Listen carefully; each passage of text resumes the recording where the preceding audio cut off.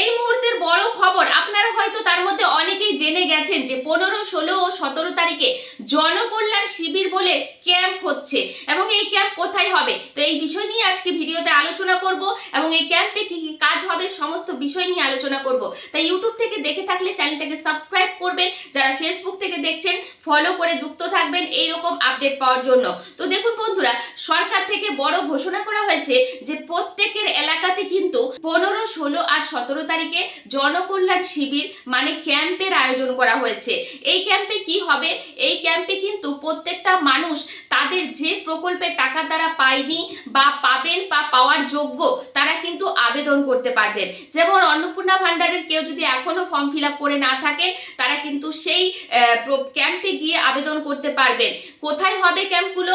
আপনাদের সামনের BDO office, যদি বড় এলাকা হয় বিডিও অফিসটা যদি জায়গা বড় থাকে সেক্ষেত্রে 2 জায়গায় ক্যাম্প হবে, আর যদি আপনাদের পৌরসভা থাকে সেই পৌরসভাতে কিন্তু বড় হলে 2 জায়গায়, ছোট হলে 1 জায়গায় ক্যাম্প হবে।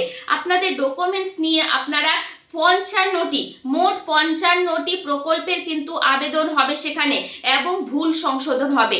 তো 55টি প্রকল্পের মধ্যে যেমন বৃদ্ধ ভাতা, বেকার ভাতা, প্রতিবন্ধী ভাতা, বিধবা ভাতা, এই সব ভাতার সাথে যে কোনো স্কলারশিপ থেকে শুরু করে এমনকি সরকার থেকে যে লোন দেওয়া হয় সেই লোনেরও কিন্তু আবেদন আপনারা করতে পারবেন। কিষাণ ভাতা বা পিএম কিষাণ, যে কোনো প্রকল্পে যারা এখনো টাকা পায়নি, বা এমনকি আবাস যোজনা, যাদের কাঁচা বাড়ি আছে, ভাঙাচোরা বাড়ি আছে, তারাও কিন্তু 3 লক্ষ টাকা, এবার বাড়ির টাকা বেড়ে হয়ে গেছে 3 লক্ষ টাকা, তারা কিন্তু বাড়ির জন্য, পাকা বাড়ির জন্য আবেদন করতে পারবেন।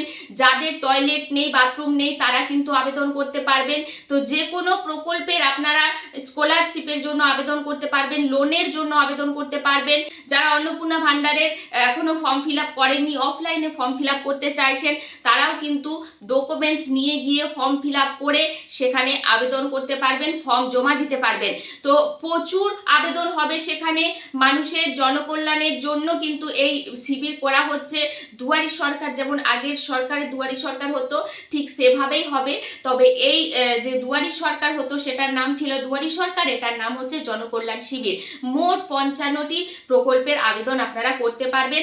আপনাদের বাড়ির সামনে বিডিও অফিস বা পৌরসভাতে গিয়ে আপনারা 15, 16 এবং 17 তারিখে আপনাদের যেটা যোগ্য, সেই যোগ্যে যদি আপনারা টাকা না পান অবশ্যই আপনারা ফর্ম ফিল আপ করুন এবং এই জনকল্যাণ শিবিরে জমা দিন। তো এমনকি আপনাদের যদি কোনো কাগজপত্র ভুল আছে সেই ভুলও কিন্তু আপনারা সংশোধন করতে পারবেন। ঠিক আছে, তো এই ছিল পুরো ভিডিওটা প্রচুর জনস্বার্থে প্রচার করে দেবেন। যারা ইউটিউব থেকে দেখছেন চ্যানেলকে সাবস্ক্রাইব করে যুক্ত থাকবেন, যারা ফেসবুক থেকে দেখছেন ফলো করবেন। আপনাদের কোনো যদি প্রশ্ন থাকে অবশ্যই কমেন্ট করে জানাবেন।